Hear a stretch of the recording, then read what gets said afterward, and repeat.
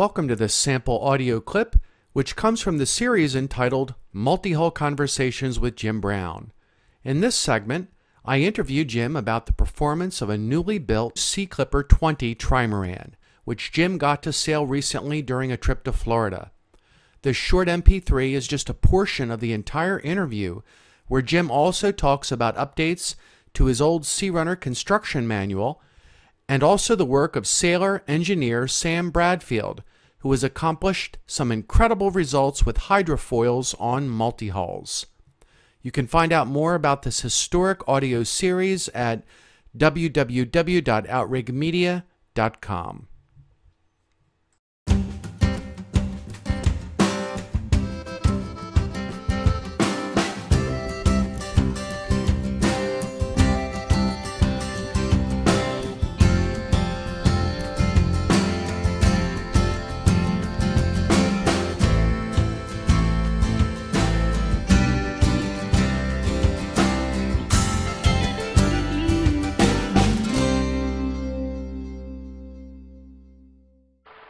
We all showed up at Val Cox's place. He has a typical Florida Keys setting with a sort of a collection of little mobile domiciles. Wow! Right on a canal, and I guess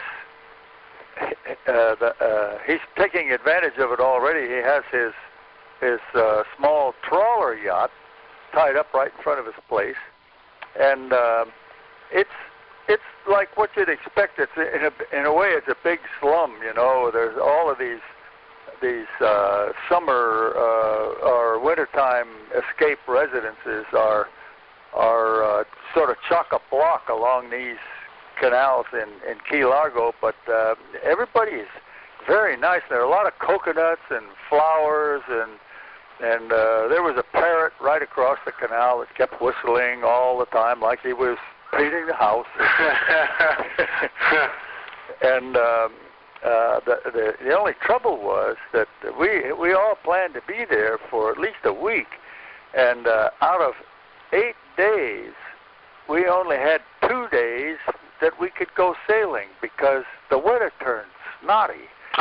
It blew hard, and I was staying in a tent beside Val's house, and I had to tie the tent down to the house and the fence and stakes and everything because it really blew and rained, but it didn't. I didn't get wet in the tent. It was okay.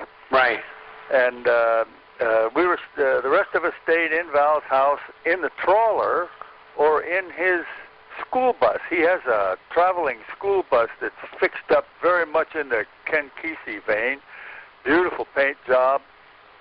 He did the same thing for the boat, incidentally, Joe. He painted up the boat in Florida colors. I mean, it's almost like Mexico, you know. It's really a beautiful thing. The boat just turned out to look great. And we did get it in the water. We all got a chance to sail and romp around in the thing, have a big time in it. But for only 2 days out of about 8 altogether that we were around there. Wow, it's a shame you didn't get more days of sailing in. Well, we did learn most of what we wanted to learn. For instance, Marples and I were able to determine that there were a couple of things wrong with the boat that we wanted to fix. Okay. Primarily, it needs a deeper rudder, needed more rudder control.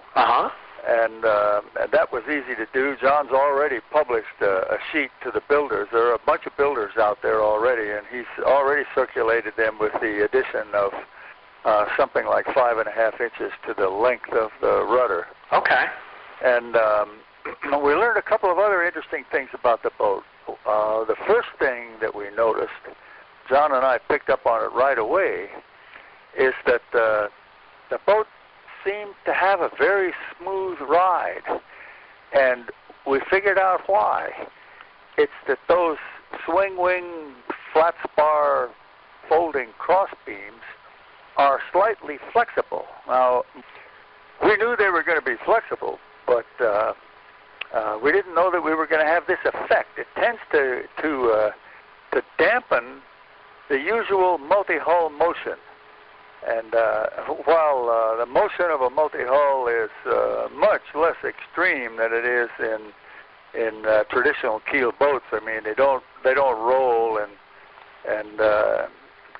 pound like most monohulls in a real chop. Right. But if you see a multi-hull out on the horizon, even if it's hull down over the horizon and you can't see the hull, if you can see the mast and sail, it has a characteristic jiggle at the masthead. Right, right. The boat sort of has to respond to changes in the surface.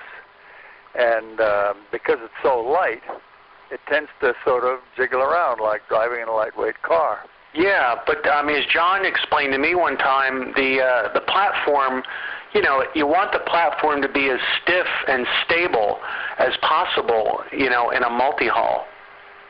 Well, we're beginning to change our minds. The platform in the 20-footer does flex, and you can see it flexing. It's not alarming. It's flexing, and we knew it was going to do that. And there is it's not a compromise. It's an advance. Yeah. Because the mast and sails do not jiggle around, the wind flow over the foils of the sails has a better chance to steady down and really draw. Uh-huh.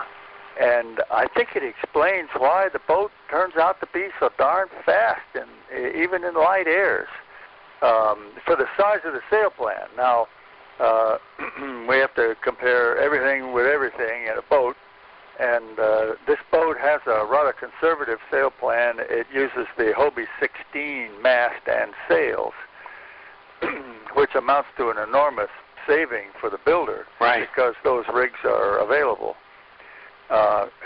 used. And Val just happens to have a good friend, a lady friend who owns a Hobie 16, and so he got his rig from his girlfriend and put it on his Trimaran. And it's a conservative sail plan for the boat,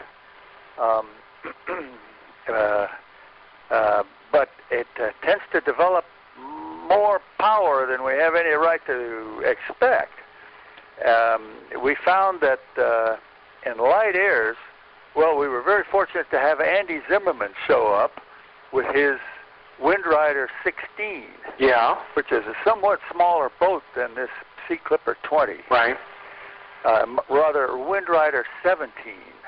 I got to get that straight. Okay. He showed up in the Windrider 17, which has about the same amount of sail area as the Hobie 16. Yeah. And Andy was able to more than keep up with the 20-footer in light airs, particularly because there were only two people on the Windrider, and we had 4 or 5 people on the Seaclipper 20. Uh-huh. And so Andy was able to hang with us, and I sailed with Andy on the Windrider so that I could get pictures of the 20-footer sailing. And we were able to put the camera wherever we wanted, so long as it was in very light airs. But when the wind began to blow, we sailed out into the wind. We got out from underneath the land, out there into the open Atlantic, and holy smokes, the 20-footer just walked away. Really? Yeah, and it was quite something to see. I mean, I had no idea the boat was going to be able to sail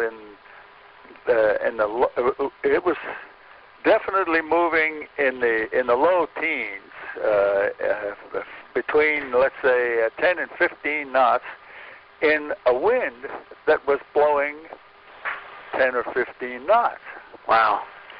So if anytime you can get wind speed out of a backyard-built, super simple, super inexpensive boat that's loaded with 5 people, or 4 people at that time, I think it was.